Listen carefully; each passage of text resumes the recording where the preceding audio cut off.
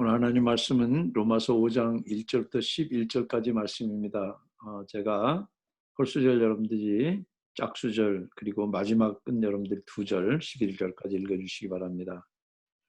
그러므로 우리는 믿음으로 의롭다 하심을 받았으므로 우리 주 예수 그리스도로 말미암아 하나님과 더불어 평화를 누리고 있습니다. 우리는 또한 그리스도로 말미암아 지금 서 있는 이 은혜의 자리에 믿음으로 나오게 되었으며 하나님의 영광에 이르게 될 소망을 갖고 자랑을 합니다. 그뿐만 아니라 우리는 환난을 자랑합니다. 우리가 알기로 환난은 인내력을 낳고 인내력은 단련된 인격을 낳고 단련된 인격은 희망을 낳는 줄을 알고 있기 때문입니다. 이 희망은 우리를 실망시키지 않습니다. 하나님께서 우리에게 주신 성령을 통하여 그의 사랑을 우리 마음속에 부어주셨기 때문입니다. 우리가 아직 약할 때 그리스도께서는 제때에 경건하지 않은 사람을 위하여 죽으셨습니다. 의인을 위해서라도 죽을 사람은 거의 없습니다. 더욱이 선한 사람을 위해서라도 감히 죽을 사람은 드뭅니다. 그러나 우리가 아직 죄인이었을 때 그리스도께서 우리를 위하여 죽으셨습니다. 이리하여 하나님께서는 우리들에 대한 자기의 사랑을 실증하셨습니다. 그러므로 지금 우리가 그리스도의 피로 의롭게 되었으니 그리스도로 말미암아 하나님의 진노에서 구원을 얻으리라는 것은 더욱 확실합니다. 우리가 하나님의 원수일 때에도 하나님의 아들의 죽으심으로 말미암아 하나님과 화해하게 되었다면 화해한 우리가 하나님의 생명으로 구원을 구원을 얻으리라는 얻으리라는 것을 더욱더 확실한 일입니다. 그뿐만 아니라 우리는 우리는 또한 또한 우리 주 예수 그리스도로 그리스도로 말미암아 하나님을 하나님을 자랑합니다. 자랑합니다. 우리는 지금 그로 말미암아 하나님과 하나님과 화해를 하게 된 것입니다. 아멘.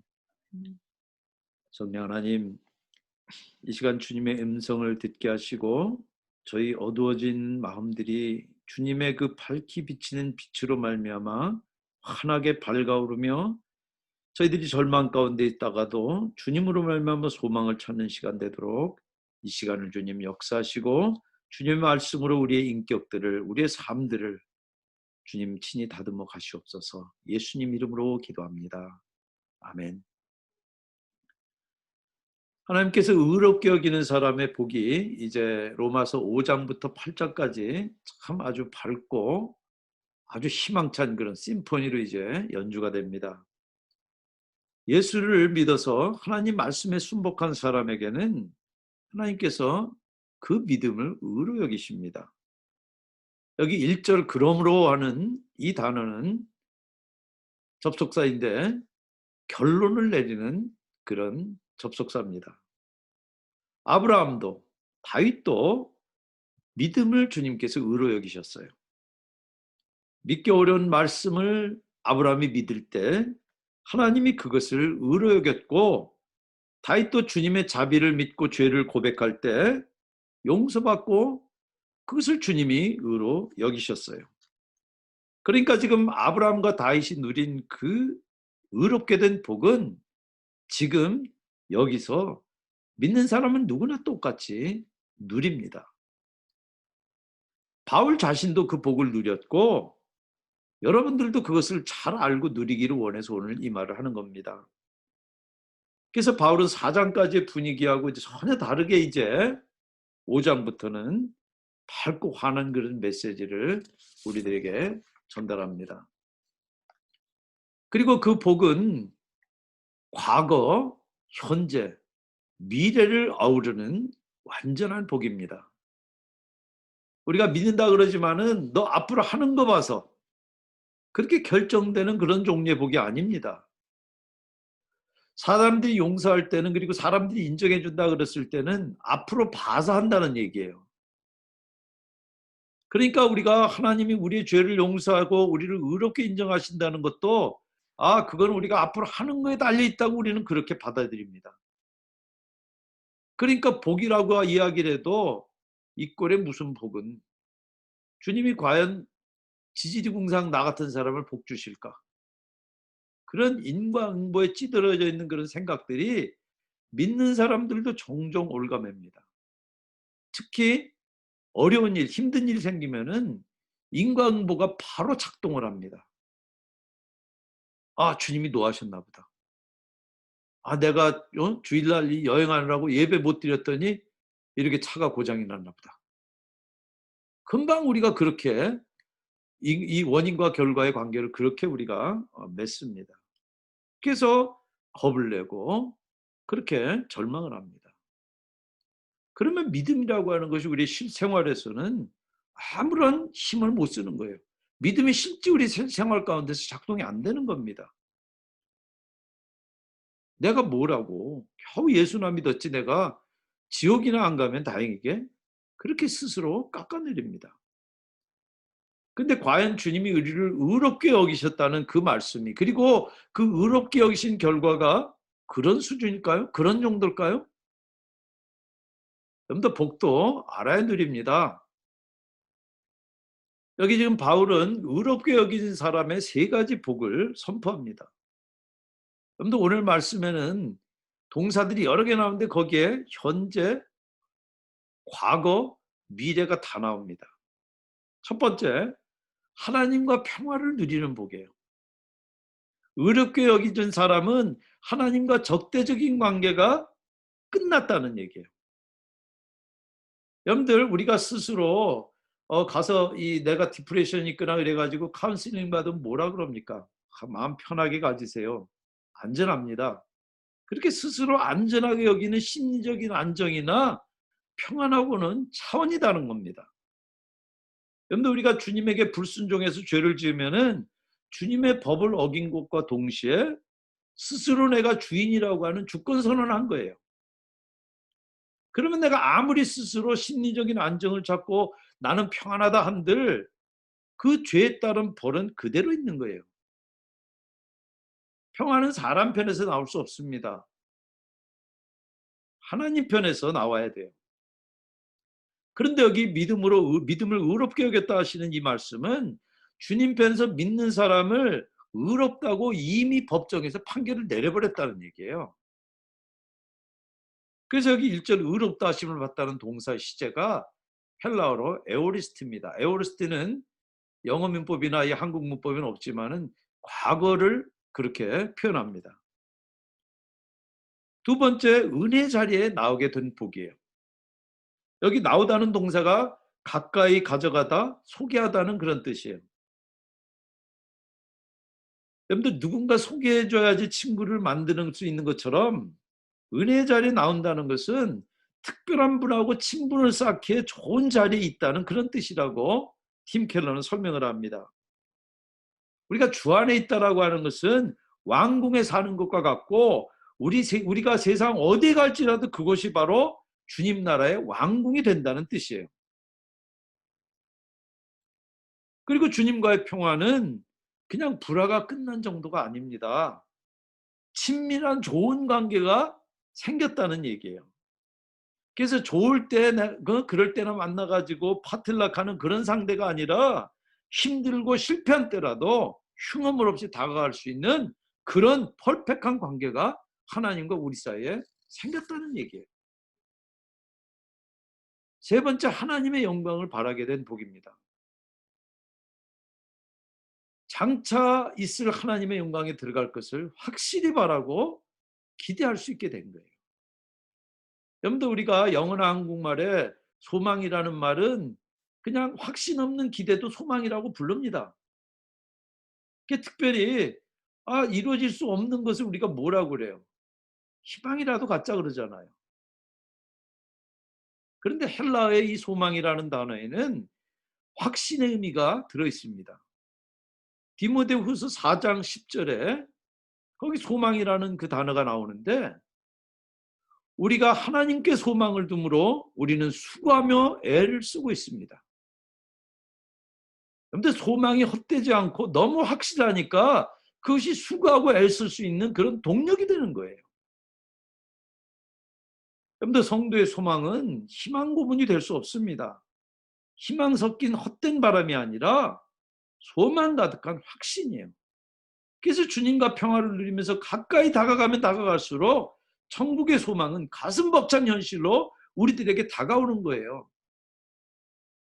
가봤어?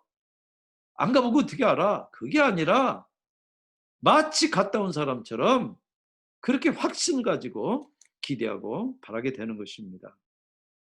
여러분들, 이 세 가지 복은 구원의 과거와 현재, 미래 모습이기도 합니다.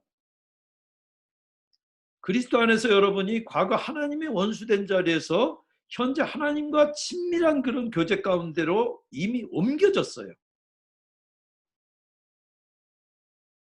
목사님 안 가보고 어떻게 알아요? 하나님이 그래요.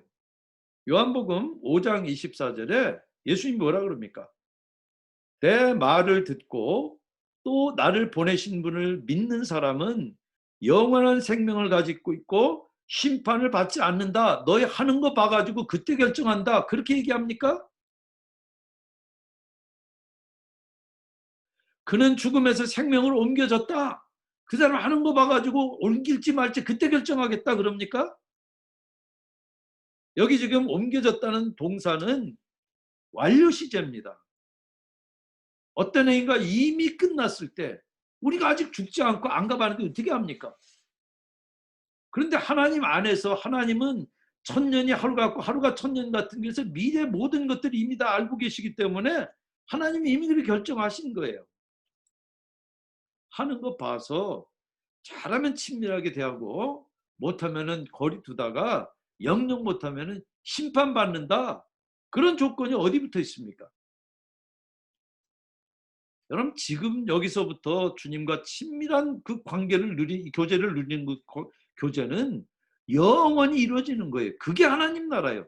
그리고 그 하나님 나라는 지금 우리가 살고 있고 그것은 영원히, 여러분들은 주님의 그 영광스러운 임재 가운데 영원히 살 거예요.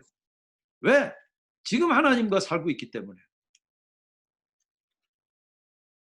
주님이 의롭게 하시는 여기신 그 복이 이렇게 놀랍습니다. 그러면 실제 여러분 현실은 어떻습니까? 여러분들 잘 풀려서 감사할 때는 복되다 그럴 거예요. 그런데 안 풀려서 힘들 때는 어떻습니까? 그럴 때도 여러분을 의롭게 하신 그 복이 여러분들이 그 고된 현실을 달리 보도록 그렇게 만듭니까? 바울은 그렇다고 대답을 합니다. 2절에 하나님의 영광에 이르게 될 소망을 품고 자랑할 뿐만 아니라 3절에 환난도 자랑해요.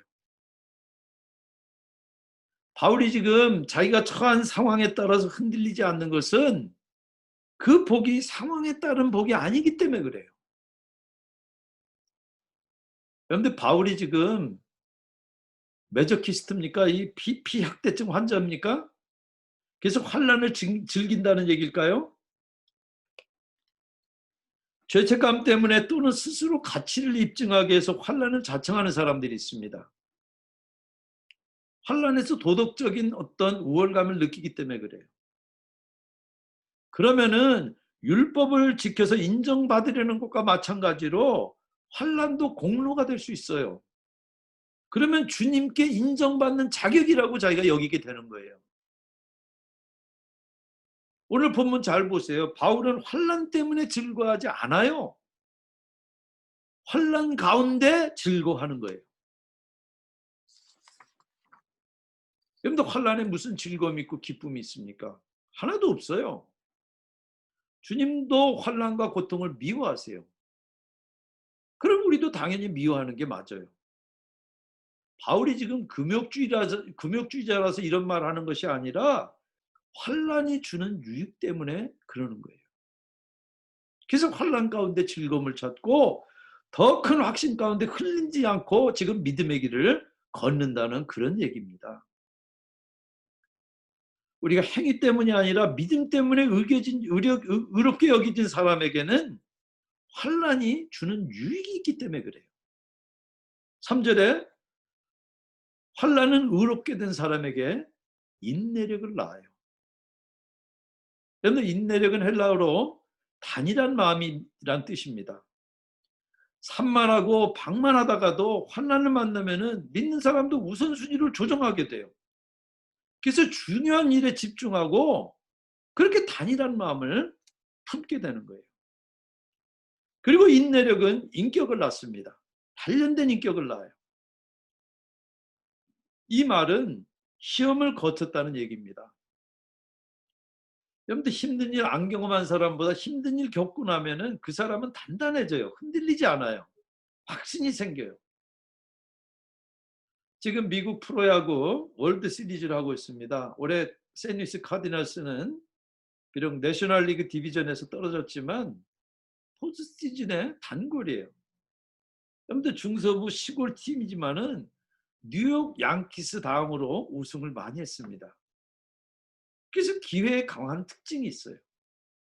시험을 거친 경험이 많다 보니까 어느 팀보다도 기회를 잘 포착합니다. 그래서 선수진 별 대단하지도 않아요. 코칭 스텝도 대단하지도 않아요. 그런데도 불구하고 꼬박꼬박 포스트 시즌 올라가고 도저히 못 이길 것 같은데 월드 시리즈 챔피언도 하는 겁니다. 여러분들 올바른 우선순위를 정해서 집중하면은 환란을 겪다가 오히려 그 환란 때문에 더 단단해지고 더 큰 확신을 갖게 되는 거예요. 근데 환란은 우리가 정말 알 수 없는 미래 때문에 어느 두려움 때문에 우리 마음속에 몰래 만들어뒀던 우상들을 다 드러냅니다. 그래서 그 드러낸 우상들을 걷어내고 우선순위를 바로잡아서 하나님에게 집중하면은 환란은 오히려 야 내가 이 환란을 통해서 주저앉는 것이 아니라 오히려 환란을 통해서 내가 업그레이드할 수 있구나 하는 것을 경험하는 그런 기회가 된다는 것입니다. 그래서 참 소망을 품도록 참된 확신을 품도록 주님께서도 사랑하는 자녀들에게 사랑해서 하나밖에 없는 아들을 주시기까지 아끼지 않는 그 하나님이 사랑하는 자녀들에게 환난을 허락하시는 겁니다. 5절부터 바울은 환난 중에서도 기도로 순종하면은 오히려 더 큰 주님의 사랑을 경험하게 된다고 이야기해요. 그런데 실제 환난 가운데 더 큰 주님의 임재와 사랑을 경험한 분들이 많습니다. 나도 모르게 정말 사람 의지하고 상황 의지했는데 내가 이 환난 겪다 보니까 내가 정말 뭘 잘못 의지했다는 거 알고 오히려 내가 이 쓰디쓴 환난이 지나고 보니까 목사님 이게 나한테 약이었어요. 그런 고백 여러분들에게 들었고 저도 있다고 경험하는 사실입니다. 그런데 오늘 이 바울의 논리를 따라가다 보면은 의롭게 된 결과가 환난 때문에 줄기는커녕 오히려 더 커지는 것을 알 수가 있습니다. 여러분들 은혜로 의롭게 된 것을 깨닫고 환난을 맞으면은 그 은혜 가운데 기쁨이 더 크고 깊어지는 거예요. 그러나 만약 행위로 의롭게 된다면은 환난은 그 사람을 절망시키고 좌절시키고 맙니다. 그래서 스스로 의롭게 여긴 사람들은 여러분들 자기 양심의 기준에 볼 때 자기 거짓말하지 않고 진실하게 본다 그러면은 자기가 늘 부족할 수밖에 없어요. 그래서 늘 불안합니다. 그렇다고 환란이 오면은 그런 사람도 덜컹 이게 자기 부족이나 자기 죄 때문이라는 결론을 내려버립니다. 왜 그러냐면 5절처럼 성령이 그 안에서 주시는 확신이 없기 때문에 그래요. 근데 환란은 주님께 가까이 끌어당기기도 하지만 멀어지기도 합니다. 결국 환란은 여러분이 뭘 의지하는지, 자기를 의지하는지, 하나님을 의지하는지 밝게 드러내 보이는 그런 리트머스 테스트 종이와 같습니다. 여러분이 바라는 그 영광된 소망, 천국의 소망이 맞는지 아닌지 어떻게 확신합니까? 권사님 가봤어요? 안 가보고 어떻게 알아요? 단지 희망 섞인 헛된 바람인지 어떻게 알아요? 구도자 가운데 그래서 못 믿는 분들이 있습니다. 근데 그 말이 바로 5절에 바울이 던진 질문이에요. 바울은 스스로 그 질문을 마음에 품고 두 가지 이중의 확신으로 대답을 합니다. 내적인 주관적인 확신과 외적인 객관적인 확신이에요. 내적인 주관적인 확신은 내가 주님의 사랑을 경험할 때 주님이 사랑하는 것을 주관적으로 알 수 있어요. 5절이 바로 그 말씀이에요. 이 희망은 우리를 실망시키지 않습니다. 하나님께서 우리에게 주신 성령을 통하여 그의 사랑을 우리 마음속에 부어주셨기 때문입니다. 성령이 여러분들 마음속에서 주님의 사랑을 경험하도록 내밀하게 역사하세요. 그래서 확실하게 알 수 있어요. 또한 6절부터 8절까지 외적인 객관적인 확신이 있습니다. 예수님의 죽음을 통해서 주님이 여러분을 사랑하신 사실을 객관적으로 알 수 있어요. 우리가 아직 연약할 때, 죄인 되었을 때 그리스도께서 우리를 위해서 죽으셨어요. 2000년 전 팔레스타인에서 이미 벌어진 객관적인 역사적 사실이에요. 하나님이 보낸 메시아가 당신을 거부한 사람들을 위해서 모든 것, 심지어 당신의 생명까지 내어놓으셨어요. 여러분들 선한 사람을 위해서 죽는 사람도 혹 있을지 몰라도 악한 사람을 위해서 죽는 사람은 없어요. 그래서 악한 죄인을 위해서 죽은 그 사실이야말로 하나님이 우리를 얼마나 사랑하시는지를 객관적으로 입증한 객관적인 그리고 외적인 그런 사실입니다. 그것 통해서 하나님이 우리를 사랑하시는 것을 객관적으로 알 수 있는 것입니다. 여러분들 9절에 하나님의 진노는 이미 진노를 피한 그리스도인에게는 해당되지 않습니다. 장차 있을 심판날의 진노를 가리키기 때문에 그래요. 예수님이 죽었을 때 우리는 이미 그때 예수 그리스도와 함께 십자가 못 박혀 죽었고 예수님의 부활과 연합해서 우리는 이미 영원한 생명으로 살아요.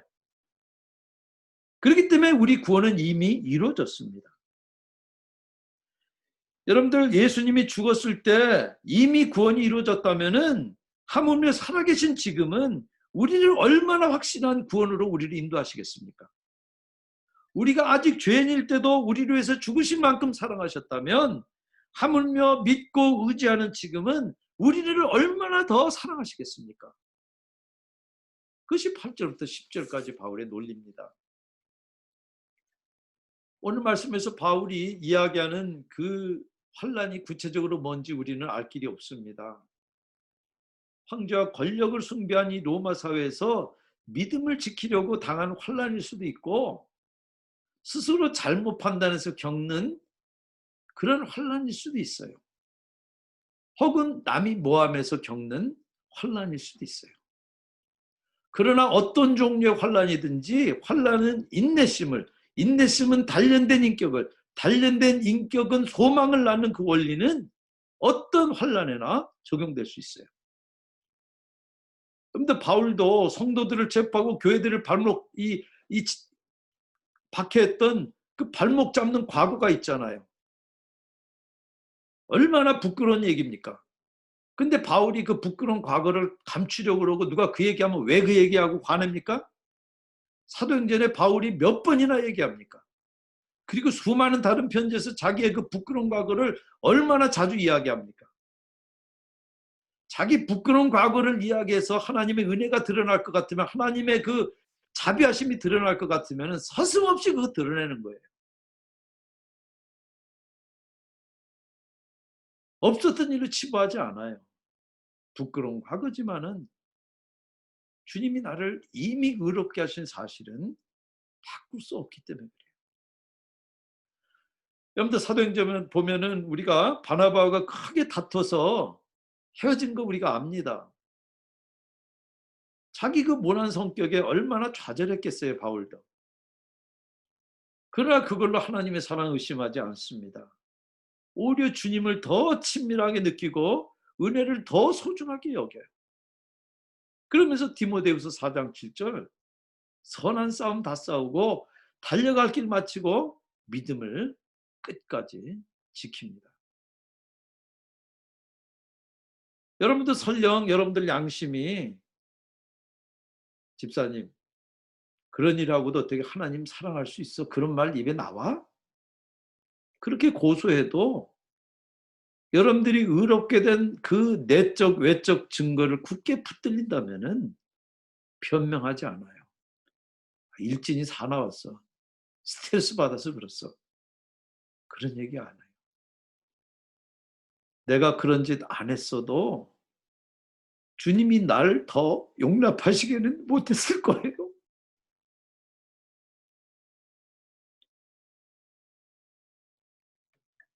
내 허물과 죄에도 불구하고 십자가 보혈은 어떤 죄도 사하고 어떤 죄인도 부으시니 부끄럽지만 다시 내가 죄가 이렇게 분명한데도 불구하고 다시 나갑니다. 설령 부당한 비판을 들어도 같이 맞서지 않아요. 다윗이 아들 압살롬 반역을 피해서 달아날 때 사울과 같은 베냐민 지파인이 시므이가 쫓아오면서 사무엘하 16장 7절에 영영 가거라 이 피비린 나는 살인자야 이 불안당 같은 자야 그렇게 저주를 퍼붓습니다. 그러니까 다윗의 장수 아비새가 응징하려고 드니까 다윗이 뭐라 그럽니까? 사무엘하 16장 10절에 주님께서 그에게 다윗을 저주하라고 분부하셔서 그가 저주하는 것이라면 그가 나를 저주한다고 누가 그를 나무랄 수 있겠느냐. 어떤 비판을 들어도 염두 속 잘 들여다보세요. 맞아요.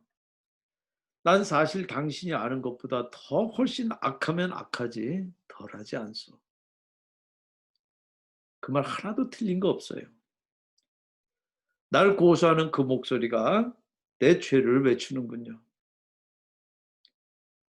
당신도 모르는 수천 수만 가지 죄가 더 많은데 주님은 하나도 없다고 하네요.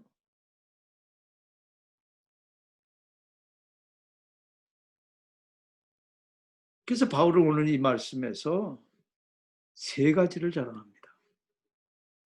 2절에 소망을 자랑해요. 3절에 환난을 자랑해요. 11절에 하나님을 자랑해요.